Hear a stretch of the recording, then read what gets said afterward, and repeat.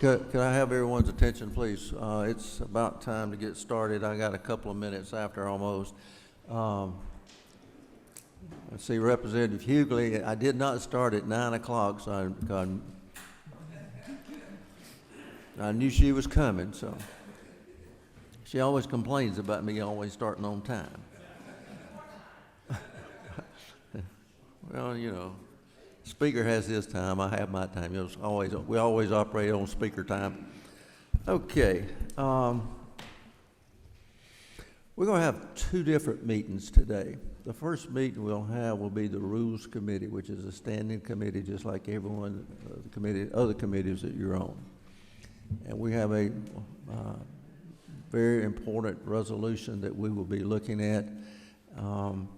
And that's the purpose of the Rules Committee. And once we finish this one, then we'll go to the Committee on Rules, which will assign the bills to the House floor. So since we got two committees meeting here, I'm going to ask Representative Jackson if he would lead us in prayer, and it will cover both meetings. Thank you, Mr. Chairman. Heavenly Father, as we come before you with this most important business for the people of the state of Georgia, we ask for your wisdom, your guidance, and your leading, Lord. Bless each and one of us, Father God. Wrap your arms around us, Lord, so that we can do this important business. In Jesus' name, amen. Thank you, sir. We've got a resolution. I think it's on everybody's table, House Bill 920. I think I've commented on the Russia-Ukraine problem every session we've had since it started. Not all the companies who were created here in the United States have pulled out of Russia. Up until last night, I think Coca-Cola is still serving over there, Pepsi is, McDonald's is, Kentucky Fried Chicken. They have not decided to close their businesses in Russia as of when we speak. So I have personally an issue with that, but I'm going to turn it over to the Speaker Pro Tem, and she has a resolution. Well, thank you, Mr. Chairman, and I want to ask the committee's consideration of House Resolution 920, which is sponsored by Speaker David Ralston and co-sponsored by bipartisan leadership in the House, condemning the invasion of Ukraine by the Russian Federation. What we've seen is that the more Ukraine, a thriving young democracy, continues to establish democratic freedom, rule of law, and integration with the West, the more it has become a threat to Putin's sense of Russian mission, which is authoritarian. Ukraine democracy is seen by Putin as threatening and undermining his vision of autocracy and control over politics and society. This war is an affront to democracy, humanity, and the very concept of sovereignty of nations. It's an unfolding humanitarian catastrophe that undoubtedly will claim the lives of many Ukrainians and Russians alike. And so on behalf of Speaker Ralston and leadership on both sides in the House, I ask for your favorable consideration.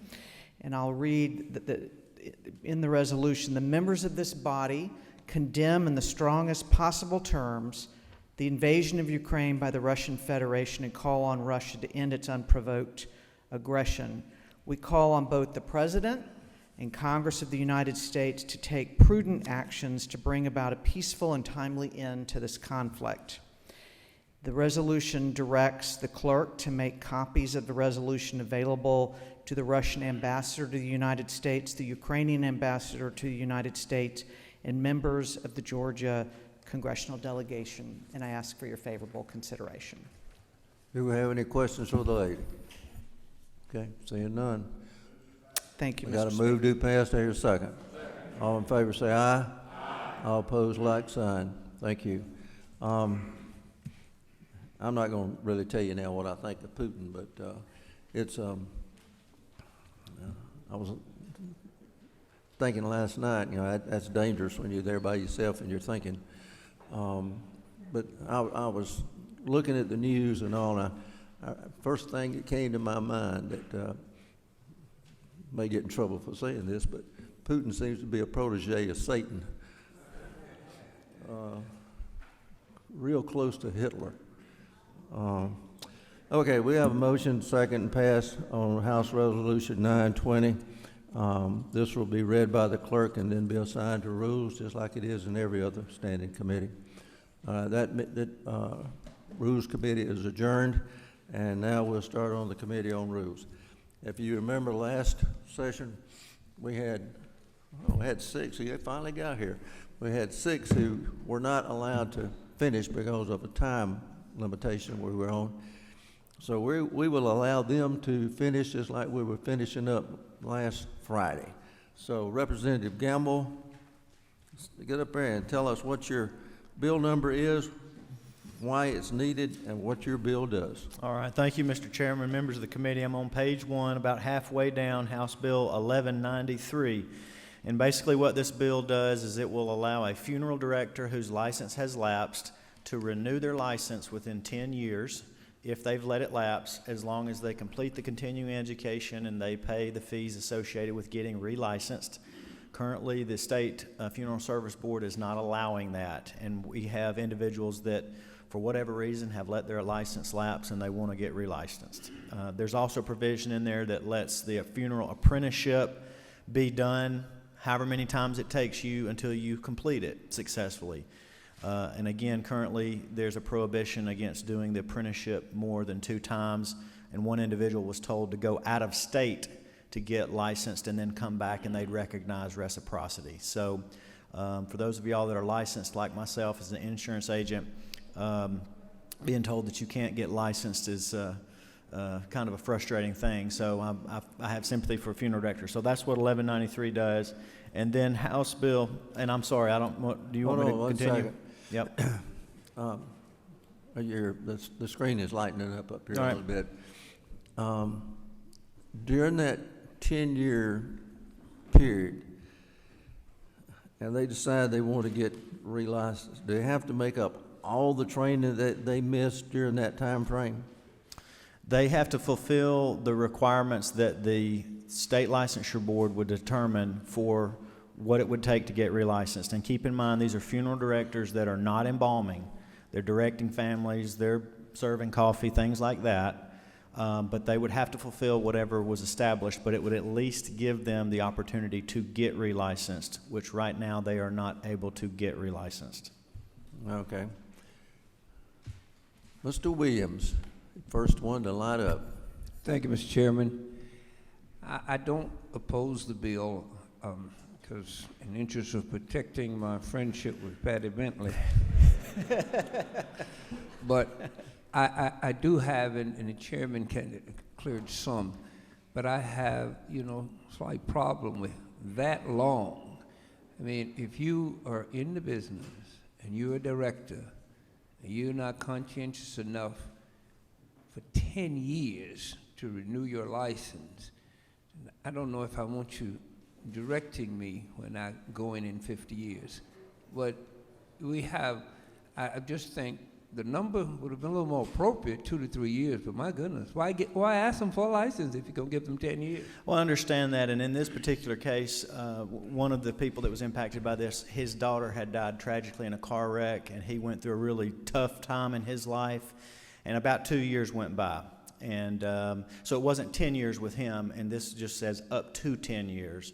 But I think in most cases it would be a shorter time, but it would be allowable if it was up to 10. And the apprenticeship part is a part that I know Chairman Powell has experience with, so I'm happy if he wants to elaborate on that. Okay, hold on one second. Chair Lady Taylor. Thank you, Mr. Chairman. My question also concerns the 10 years. Does that mean they are actually operating and in business during those 10 years? Or they could be, or maybe they're not, nobody checked? I mean, that's just a long time. Well, as far as what they might be doing versus what we want them to do, I don't know what they may be doing, but I know that if they want to be licensed, they can't be licensed right now, and that's a problem. And so for whatever reason, the Funeral Service Board will not allow these individuals to get relicensed. And so this says, within 10 years, if you've lapsed and you want to come back and you've not had any disciplinary action against your licensure, you're in good standing, you just let it lapse, you can get relicensed and Is and there be a in clear. penalty for lapsing? I mean, like an insurance license, if you let it lapse, there's a penalty. That's all spelled out currently in the law. They would have to fulfill that penalty, pay the appropriate fees associated with relicensure that, again, is determined by the State Licensure Board. But this is just giving them the opportunity to do it. Right now, they can't even do it. Okay, thank you. Speaker Pro Tem.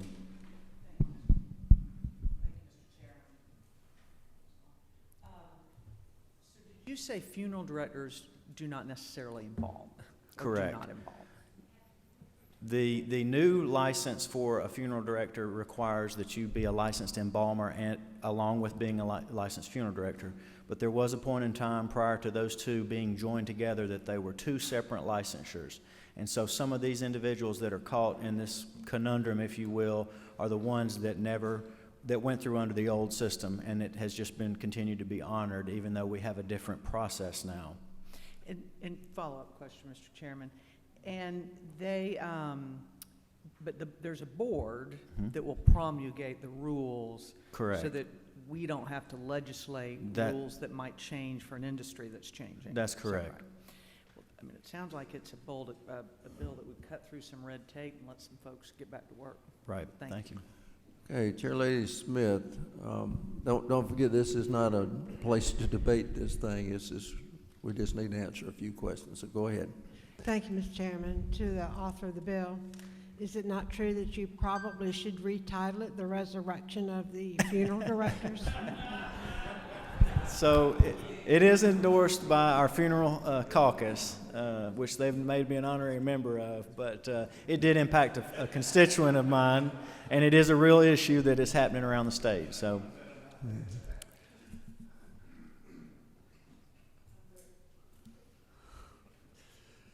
Okay.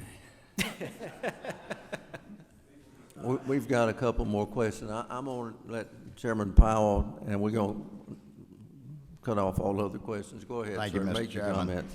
I'm not going to address the part about the licensure for the one that expired, but I do want to talk about a part in there that I think needs to be corrected, as both sections do. But is it not true that I had a young man who had got the apprentice, and under the current terms of the apprentice program down there, they'll only issue an apprentice at one time?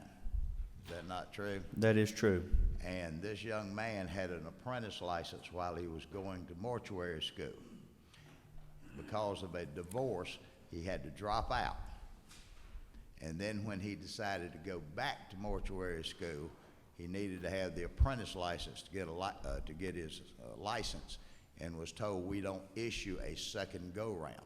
And when I inquired about what was his options, he said, well, he can go to mortuary school out of state.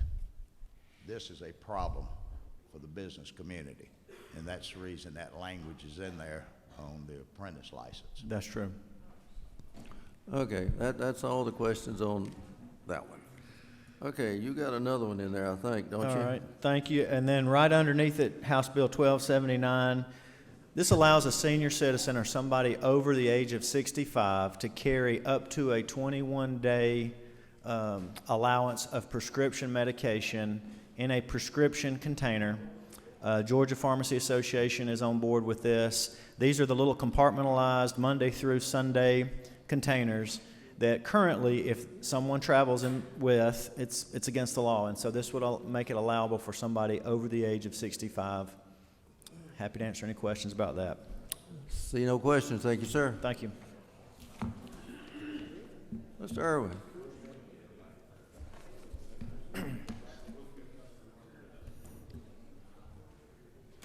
Go ahead. Thank you, Mr. Chairman, and members. The House bill I'm bringing before you is House Bill 830. It's towards Hold on a second, folks. We need to. Okay, go ahead. House Bill 830. It's towards the top of your sheet there. This is a minimum salary compensation for our sheriffs in the state of Georgia. Under the current law, they're paid for one other court. They're given a supplement for one other court other than Superior Court. This allows us to compensate our sheriffs for the work that they are doing and provide a supplement for them for all courts. That would be up to 4 more courts that they would serve if they serve all those courts in their county. Speaker Pro Tem. Thank you. Is it true that this would be personal compensation? It would not go towards paying the deputy, who is probably performing the work, but it would be personal compensation, and that it would be a mandate on our counties to pay this to the sheriffs? That's correct. This would go just to our sheriffs and, you know, for their extra duties and responsibilities that have been great that we mandate on our sheriffs today, and have even added courts such as accountability courts on them. More, is it also true that we gave extra raises to the sheriffs, I think 2 over the last 3 years? Yeah, I believe that under the current budget that the governor and we have proposed a $5,000 raise to our sheriffs, yes. I believe we also gave a 5% raise in 2019 as well to sheriffs specifically, but thank you. Okay. So I understand that this supplement per court would be $4,600. Is that correct? If it serves the court, it's $385.90 a month, so yes, sir. So $4,600 per court. Per So court. if they add an additional 4 courts to their supervisory role, it'd be $18,000. Yes, sir. Okay.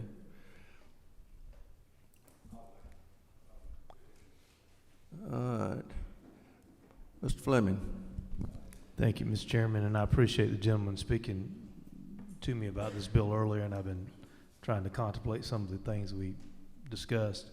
Have you thought about maybe making this subject to local legislation? In other words, if my sheriff has not gotten the raise he needs from the county commission, that I could, along with my delegation, pass a local bill that would allow for all these supplements rather than doing it in one fell swoop statewide? Have you given that any consideration?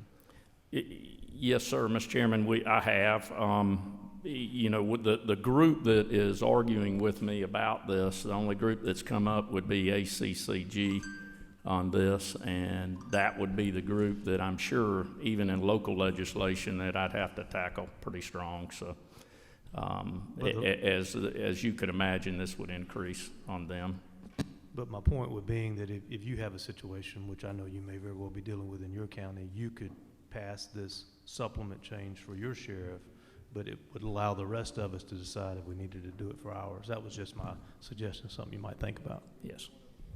Yeah, that'd be under local legislation. You could do the same thing. Change the general law so Yeah. that it would be up to us under local legislation to affect Right. this change, and then it could be considered county by county. Yes, sir. Okay. Mr. Williams. Thank you, Mr. Chairman. To both the pro tem and to Representative Fleming's questions, I certainly think that it should be local. There are some counties that are really, really hurting, and my problem is, and I don't see it in legislation, but correct me if I'm wrong, what about those low-paid deputies that do the actual work and go out at night and put their lives on the line with all of the things we've done for the sheriffs? What about, there are some deputies don't make the supplement that you're talking about per year, $15,000 in Georgia. I agree with you, Representative, that our deputies are low paid, and it's hard to retain individuals. They'll step to another job to make more money rather than continuing that service. So I think that's something we address too. Okay. All right. Everything's off the board. Thank you, sir. Y'all remember, this is not a place to be. We're just 60 seconds, not per question. Yes, sir. Go ahead, Mr. Anderson. Thank you, Mr. Chairman. Today, committee, I bring to you House Bill 1385. It's on page 2, 5 down from the top. Out of session, we held a study committee on annexation and cityhood. The final report of that study committee generated 2 pages of recommendations. This bill addresses just a couple of those recommendations. Currently, the code requires that a municipality that annexes property provide map and data information to DCA. That's the only requirement. This bill requires municipalities to provide maps and descriptions to the Department of Correction, Community Affairs, and to the Legislative and Congressional Reapportionment Office of the General Assembly. It also requires maps be provided in shapefile digital format and authorizes regional commissions to assist municipalities in generation of those maps if needed. See no questions. Thank you, sir. Thank you. One of my caucus friends, cousin, go ahead. Thank you, Mr. Chairman. Bottom first page, HB 1372. This is a call before you dig bill. Some 18 groups and organizations, departments got together for the last 2 years, discussed how to improve the code sections for this bill. It's all about safety for our citizens and safety of the people that do the underground repair or installation of telephone lines, power lines, gas lines, and so on. They came together, updated the code, and everybody's in agreement in that list of 18 organizations, and I'd ask for your favorable consideration. See no questions. Thank you, sir. Mr. Meeks.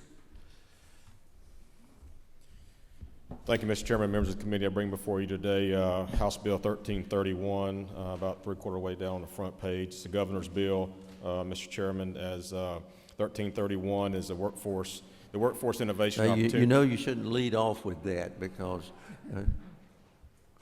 go ahead. Thank you, Mr. Chairman. House Bill 1331 is a bill that works with the Workforce Innovation and Opportunity Act. That act is a 4-title funding program. 2 of those 4 titles is currently within the Department of Labor to be administered. 2 of the 4 are currently within the TCSG to be administered. 1 is within the Department of Labor, and 1 remains with the Georgia Vocational Rehabilitation Agency. What we're doing in this bill is moving the Title III funds from the Department of Labor to TCSG to administer the employment services. They are currently offering duplicative services both within the Department of Labor and TCSG. So we're streamlining the program to give unemployed Georgians more tools and more effective tools in order to gain reemployment. Okay, you got a couple questions. Chairman Illustration. Thank you, Mr. Chairman. To the member, sir, is HB 1331 your first general bill you've had as a floor leader? That is correct, yes, sir. And in your study, sir, have you determined what the original motto of Georgia was, and how does your bill fulfill that purpose? It makes sure, sir, that we're working for others, and the impact that we have today lives for tomorrow. Thank you, sir. Okay, after that, the second question got dropped. Okay, that's it. Thank you, sir. Thank you, Mr. Chairman. Mr. Lim. Thank you, Mr. Chair and members. I have before you today HB 1280. It is at the bottom of the second page under structured rule. This bill regards our statutory provisions governing how county tax commissioners and counties contract with municipalities to collect the municipalities' taxes, fees, and assessments. Currently, and this is the problem, we have an inconsistent 3-tiered system on how this is done that depends on how many tax parcels there are in a county, as well as of last year, because of a problem that arose in my county, Gwinnett, if you have 14 or more municipalities.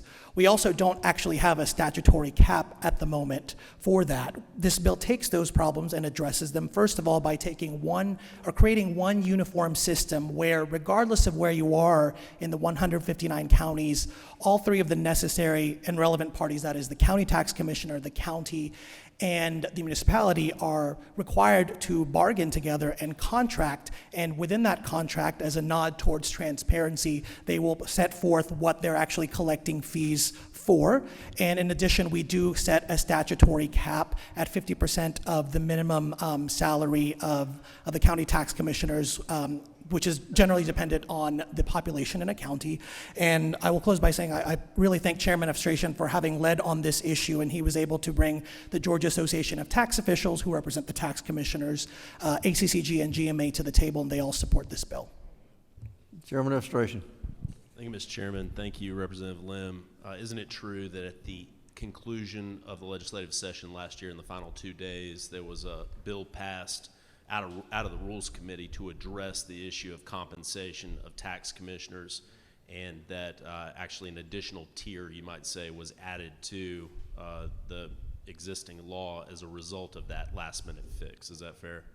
That's correct, and that was a very necessary fix, and I appreciate us revisiting this issue because I know some people were not satisfied at creating another tier. This bill addresses the problem that arose while making it uniform statewide. And just to the point that you made, due to the work of all the interested parties involved, there's now a compromise between ACCG, the Tax Commissioners Association, and GMA that will allow for one uniform system statewide so that everyone follows the same parameters. Is that correct? That is correct. Thank you. Chairman Stevens.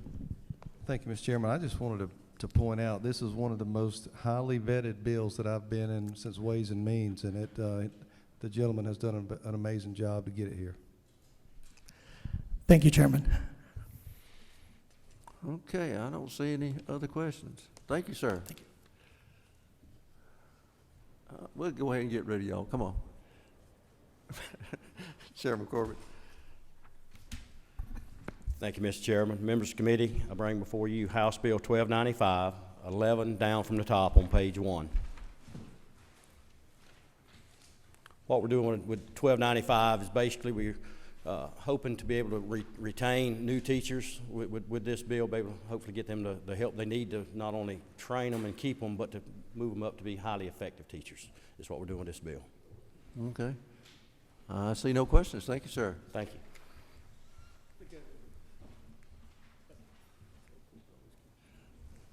After you, go ahead, sir. Thank you, Mr. Chairman. I just want to make sure I was still part of the family, though I knew Vance was, but just want to check on that real quick. Okay. I digress. Today, I bring to you House Bill 1357, and this simply requires the Professional Standards Commission to consider any teacher certification program outside of our state which meets the accreditation and certification requirements of the PSC. Basically, this is a way for us to get more teachers because we do see a big turnaround on teachers. A lot of them go on to other careers, and we don't see as many making it a career as what they used to. No. I don't see any questions. Thank you, sir. Thank you, Mr. Chairman. Yes, sir. Thank you, Mr. Chair. I'm here to present House Bill 1438. It's a housekeeping bill. Second page. Go ahead. Section 1, it was actually done at the request of Legislative Council. It makes email rather than physical mail the required notification method for Legislative Council to legislators of a call for the board of a board election. Second section is it updates GDOT's P3 code, which was updated last year by the General Assembly, lines 40 and 41. They're technical corrections to reflect the intent of the language change. It replaced request for proposals with request for proposal revisions. For most of you that know, that's during the bid process. Sometimes there is revisions, so this just clarifies that language. Section 3 is General Assembly last year created a new code authorizing alternative contracting methods. The State Board recently adopted some alternative contracting method rules and regulations, and this updates the language. And Section 4 is lines 53 and 56. It makes it absolutely clear that no one can abuse the Open Records Act to try and get personal information about a driver's location, travel history through a state, either directly or indirectly through any data vendor. And that's it. Mr. Fleming. Thank you, Mr. Chairman. Representative, I think it was the third point that you mentioned about contracting. Could you tell me what that does again? I'm sorry. Yeah, actually, I happen to have it right here on my phone. I can speak to it. It's Rule 672-22-04. It's the CMGC procurement process. It's actually covered under the Rules and Regulations, State of Georgia Department 672, State of Department of Transportation, governing alternative contracting method. It's about 10 pages. But I can read it. what does it do is my question. It basically what it does is it's a different contracting method from the standard method. It's designed kind of more of an innovative method. Is this going to affect just GDOT? Yeah, just GDOT. Okay, thank you. Chairman Sessler. So to follow up on Chairman Fleming's question, so what it's doing, it's authorizing the CMGC delivery system for GDOT, whereas in the past it's not been authorized, is what you're saying? It was authorized previously, and this is just cleaning the language up. I'll talk to you offline. Sounds Yeah, good. that's fine. Be happy to talk to you.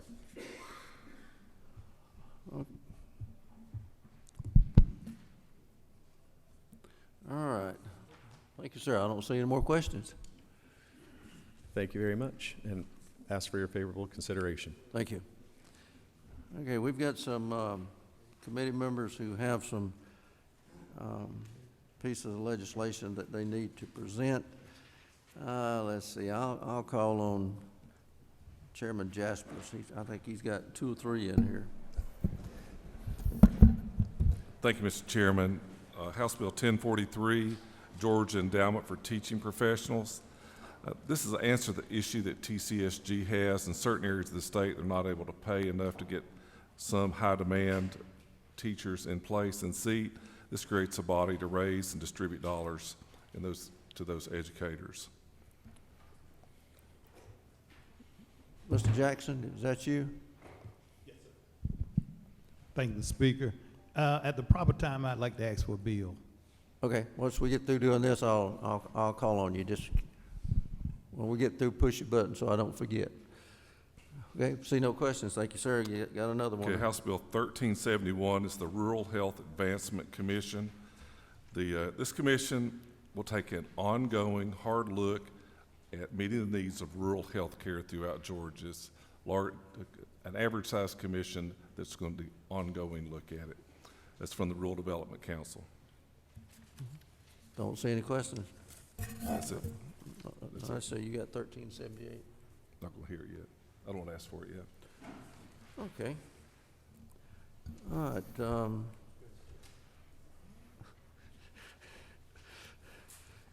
Chairman Stevens, I think you got one, 1382.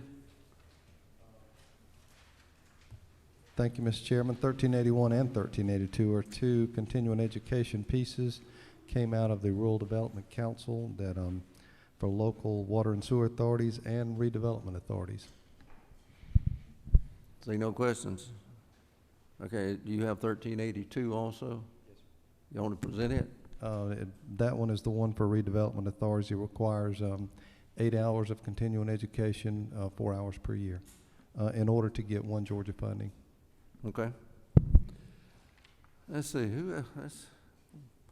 I got too many on this sheet. I think that looks like about all of them that need to present. Okay. Well, got a couple of items I need to take care of before. I need a move to recommit House Bill 937 back to committee. Got a move and a second. All in favor say aye. All opposed, like sign. It's gone. Okay. Got a rule substitute for House Bill 725. Chairman Jaspers. Yes, Mr. Chairman, I'd like to offer a rule substitute to House Bill 725. And what the change does is cleans up the addresses for the different Indian councils across Georgia. It's on the 2nd page. Okay. The rule substitute, that's all the rule substitute does. That has no effect on the rest of the bill. It just changes the address in this particular case. Okay. Do I hear a move? Got a move and second. All in favor say aye. All opposed, like sign. But this is LC 442045S. That is the LC 442045S. For the rule substitute of House Bill 725. Okay. Yes, sir. It's yours. Thank you, Mr. Chairman.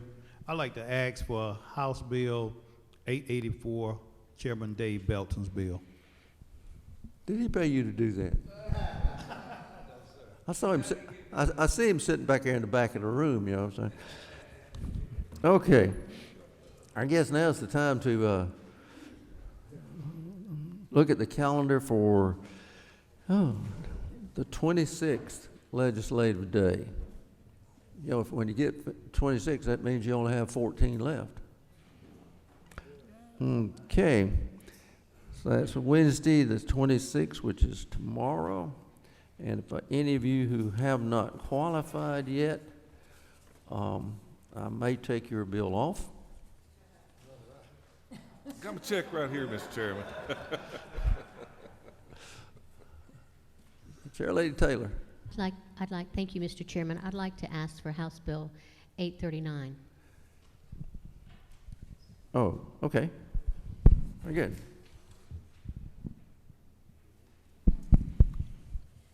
All right. Well, I don't see any more buttons pushed, so I guess now we can set the calendar for the 26th legislative day. House Bill 849. Do I hear a move? Got a move and a second. All in favor say aye. All opposed, like sign. Chairman Belton, you can get up and leave now. It's House Bill 884. Do I hear a move? Got a move and a second. All in favor say aye. All opposed, like sign. It's on. House Bill 1043. Do I hear a move? Got a move and a second. All in favor say aye. All opposed, like sign. It's on. House Bill 1279. Do I hear a move? Got a move and a second. All in favor say aye. All opposed, like sign. You know, right now, you know, us old folks who have to have a lot of prescriptions, you know, when you go to travel, if you just have one of these little plastic cups that you buy at the pharmacy, you know, for each day, depending on the police officer, they can stop you. Of course, I hope they won't stop and check you just for that. There should be something else you've done. Okay, 1279 just passed. It's on for tomorrow. House Bill 1295. Do I hear a move? Got a move and a second. All in favor say aye. All opposed, like sign. It's on. House Bill 1357. Do I hear a move? Got a move and a second. All in favor say aye. All opposed, like sign. It's on. House Bill 1371. Do I hear a move? Got a move and a second. All in favor say aye. All opposed, like sign, unless he does not qualify today. House Bill 1372. Do I hear a move? Got a move and a second. All in favor say aye. All opposed, like sign. House Bill 1381. Do I hear a move? Got a move and a second. All in favor say aye. All opposed, like sign. House Bill 1383. Do I hear a move? Got a move and a second. All in favor say aye. All opposed, like sign. House Bill 1385. Do I hear a move? Got a move and a second. All in favor say aye. All opposed, like sign. House Bill 1396. Do I hear a move? Got a move and a second. All in favor say aye. All opposed, like sign. House Bill 1406. Do I hear a move? Did you say move? Okay, just wanted to be sure you said move. Okay. Got a move and a second. All in favor say aye. All opposed, like sign. We're almost finished, folks. House Bill 1455. Do I hear a move? Got a move and a second. All in favor say aye. All opposed, like sign. House Bill 1280. Do I hear a move? Got a move and a second. All in favor say aye. All opposed, like sign. Well, that's the calendar for tomorrow. I want to be sure all of y'all know that Chairman Mullis is not running for re-election. So you need to be keeping an eye on who's the next rules chairman over there. If you got any recommendations, tell them. Yeah, I'm sure they'll listen. Okay, well, that includes today's agenda. Just hold on, folks. I have a suggestion. Why don't we let you be rules chairman for the House and the Senate?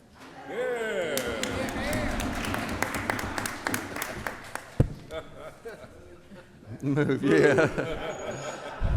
Okay, I think it's time to adjourn, y'all. See y'all tomorrow.